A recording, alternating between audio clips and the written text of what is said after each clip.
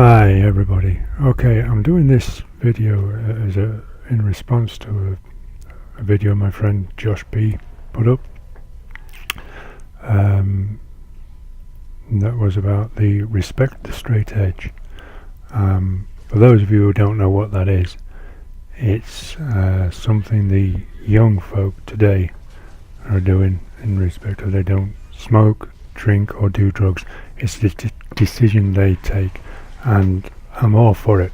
There's no smoking, no sminking, no smoking or drinking or doing drugs, and I think it's a decision a lot more young folk should take.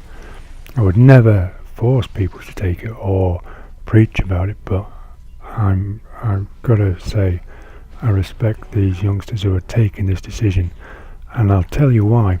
Because I am a lot older than most of you, the guys who have taken this decision, these 16, 17 year olds, 15, 14 even, and I'm glad they have, and I'm more experienced in these ways, and I've had experience of what the drink and smoking and drugs can do to people, and as to me as well. I mean, I used to drink and smoke. I've never done drugs, never ever done drugs. I think partly because I was a little bit scared of what they might do to me, partly because of the morals that was instilled into me by my father as I was growing up, and partly because I joined the Royal Air Force here in England, and I was in there for 12 years, so to do drugs then and get caught, oh no, that was a dishonourable discharge straight away, and I didn't want to be discharged at all. I loved my time in the Air Force, so there was that as well, but I didn't want to, so no, didn't want to do that. But drinking and smoking, yeah, I did drinking by the bucketful, and smoking, oh, like a chimney, believe you me. And my own experience of drinking, well, let me tell you this: every night and every Saturday dinner time and Sunday lunchtime too, every time we could, me and my friends would go into the nappy bar on the base, and we would drink, and we would drink, getting drunk, and not doing anything bad, just silly stuff. But then, of course, my trade that I joined up to do was to be a driver, and I would go out driving the next day. I'd be sober, but it would still be in my system. And one night I remember particularly well, it will stick in my mind, my memory forever and ever. We went out drinking on the base first, and I got absolutely drunk. And we decided to go out into the local villages, which we used to frequent often. And we decided not to get a taxi. We thought we'd jump into my car, 5 of us, and 5 of us in a friend's car, and we would go. Yeah, and I drove into the village, and we had a few more beers there, drove to another village, and had a few more beers there.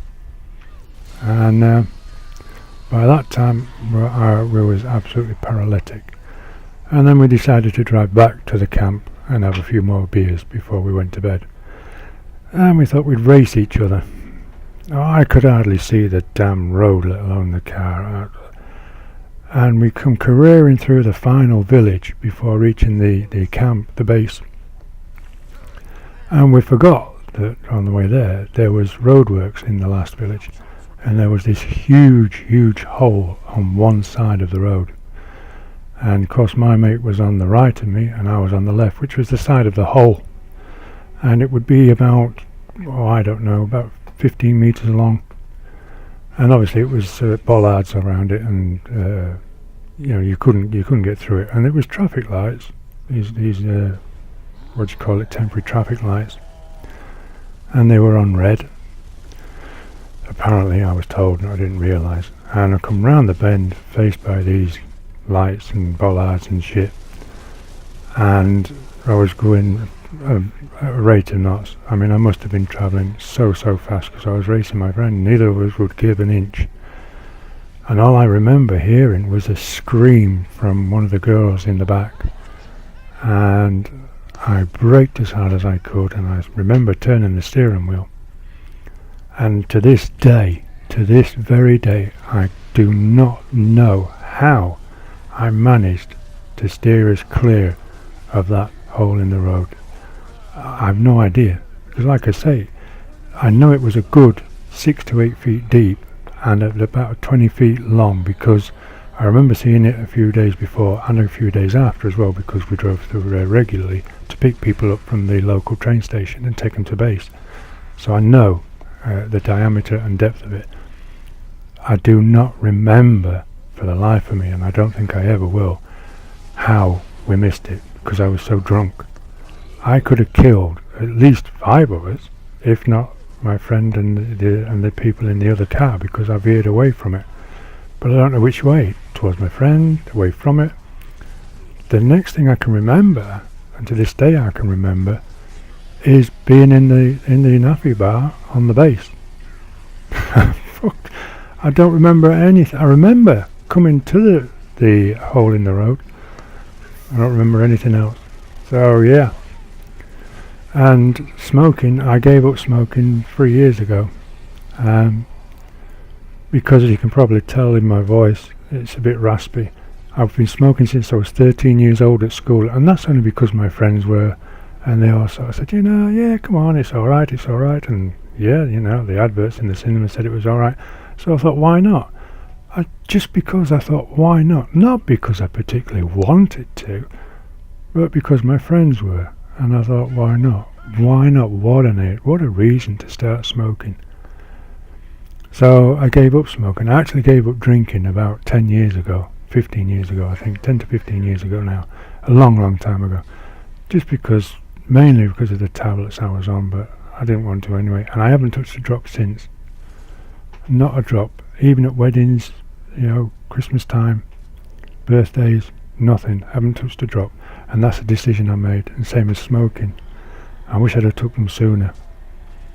And in the Air Force, eventually I got promoted. Yeah, I know, but it was a good few years after. It was about 8 to 10 years after that incident I'm on about, when I grew up and decided to make a career of it. And I got promoted, and my job was in trade training and licensing. I got my heavy goods vehicles license, and I was teaching people how to drive and stuff like that. But one of my jobs was also to go out to any accidents involving airmen, and I saw what drink driving accidents caused, not just to our airmen or the vehicles, but to other road users and the public as well. And it ain't pretty. Believe you me, it ain't pretty. It is devastating what it can cause. And the after effects as well, because it's not just the accident itself, the damage it can cause to the driver, passengers, other people, other cars, but families, and the ongoing effects it can cause for years to come. I only did that job for another 2.5 years, and that was my tour, my service over with. Yeah, so more power to you. I've got every respect for you youngsters that have taken this decision, and I hope more and more do it. So that's my thoughts on it. Maybe you agree, maybe you all have your own on it. As always though, happy gaming everyone. Take care. Bye bye.